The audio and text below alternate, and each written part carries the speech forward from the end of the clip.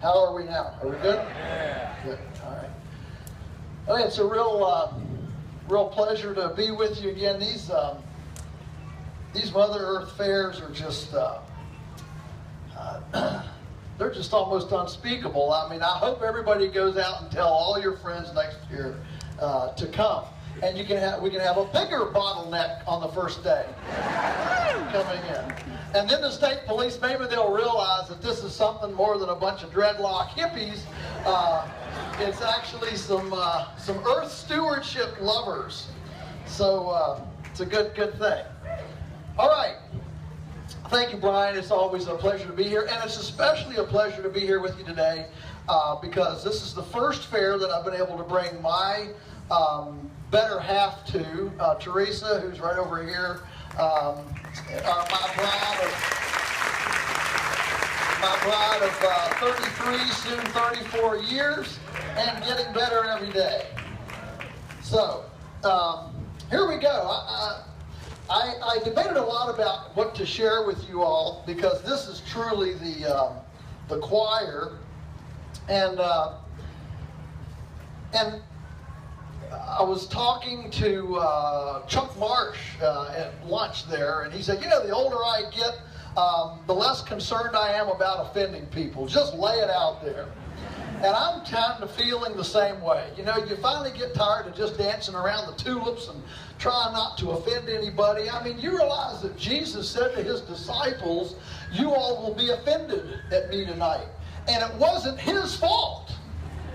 That's the key, see. And so I don't assume that if something is challenging that it's necessarily done out of a lack of love or concern. So, there are things that civilizations have known in the past. I mean, just we know this to be true. What I call the orthodoxy of thought. I mean, think about it. At one time, the entire earth, I mean, all the scientists, the theologians, I mean, everybody said the earth is flat. We just know the earth is flat. And if you sail off out there in the ocean, you're going to fall off the edge. Now, today we know the only place that happens is when you come to Polyface Farm. We're 2 miles from the edge of the earth. And if you go past our dirt road, you know, where the only time you have to lock your car is in August to keep the neighbors from putting zucchini squash in it. You fall right off the edge of the earth. But you know, people knew that to be true at one time. You know, at one time people knew that the sun revolves around the earth. If you had gone to the average person in 1500 and said, did you know that when that sun rises in the east, it's really the rotation of the earth that's bringing up the stationary sun on the horizon? Why, they said, you're a lunatic. You're talking out of your head. People during the Middle Ages, you can see all the woodcuts of this during like the bubonic plague. They thought that diseases were caused by spirits, and they made pictures of all these different spirits of all the different diseases. You know, the spirit of measles and the spirit of plague and the spirit of whooping cough and all these things by spirits. And then there was a time, moving, you know, forward in time, there was a time in our country when it was universally accepted that slavery is okay. I mean, even Abraham Lincoln wanted to do everything he could not to eliminate slavery. Everything is fine. The Supreme Court ruled that, you know, the slaves were not a full human. And that was, you know, that was truth. There was a time when leeches and bloodletting were the way to get those black humors out of the body when you were sick. You know, we graduated from spirits to leeches, you know. And now we've gone to doctors. But anyway,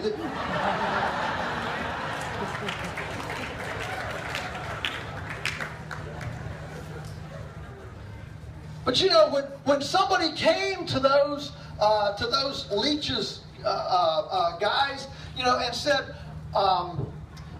do you think that the Native American tribe down here that solves this with herbs could possibly have a solution? Why, you'd have been laughed out of the country. What kind of a red-blooded European are you? You know, you don't make a very good Anglican. Those are just barbarians. What are you talking about? And then there was a time moving much closer to home when it was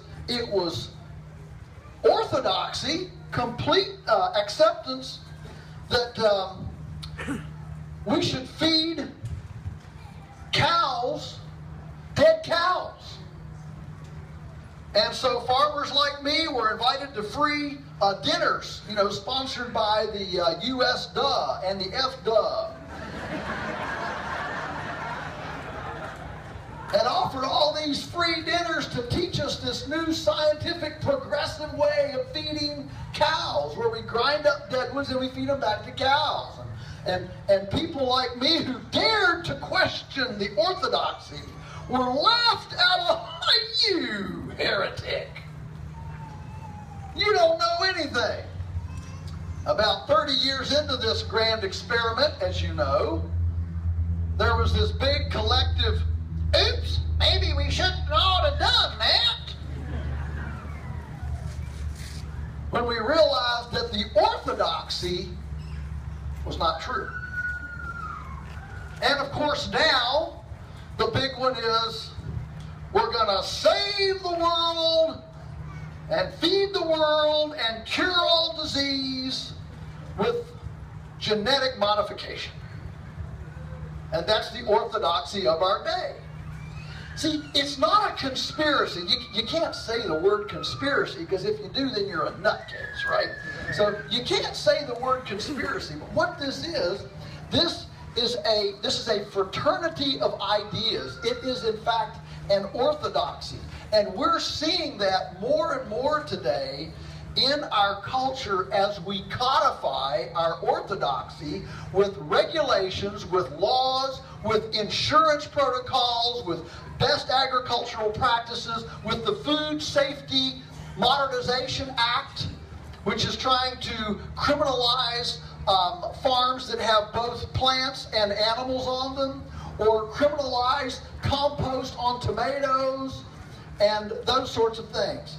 So we're seeing this orthodoxy occur. And I think it's important to realize we have been there before. You know, I can't help but sit here and wonder, I wonder when we're going to figure out that GMOs are not the answer for everything. You know, the day will come when we do. The day will come when we do.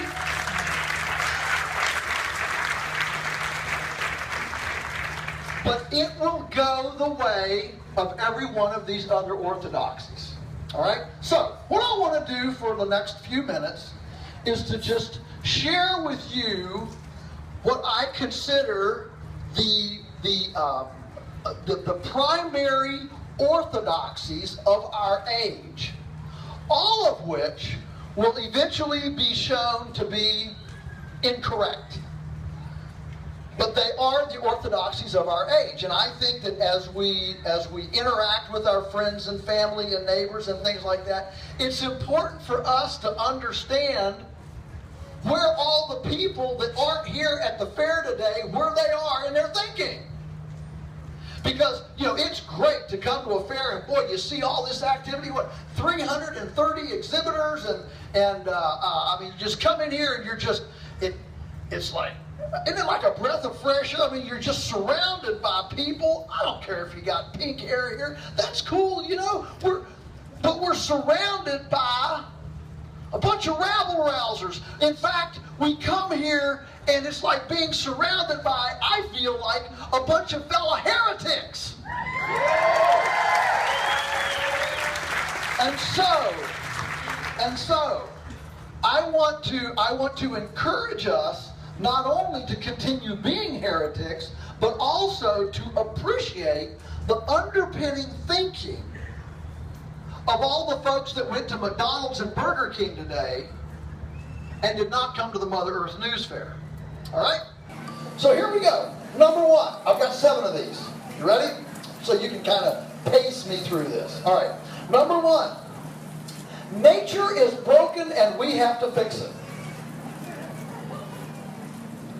You know, I love Elliot Coleman's metaphor. He has this wonderful story that he tells. It's completely imaginative. But he says, imagine walking into a cathedral and there's this beautiful pastoral tapestry hanging in this cathedral.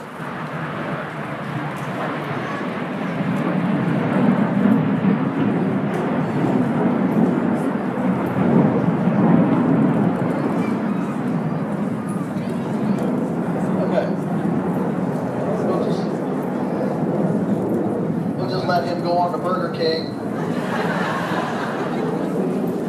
Okay, you got this tapestry hanging in this cathedral, and you walk into this cathedral, into the hush of the cathedral, and you look at this beautiful tapestry with rivers and trees and cows and turnips and squash and, you know, homemade broom handles, and I'm thinking of stuff here. Anyway, all this beautiful tapestry of stuff, and you're just, you know, birds flying, and you're just enjoying this gorgeous tapestry, and then you become aware that there's kind of some murmuring and whatever confused noises coming from the backside of this tapestry. So you see what's going on. So you walk around here, you walk around the corner here, and you look back at the other side of the tapestry.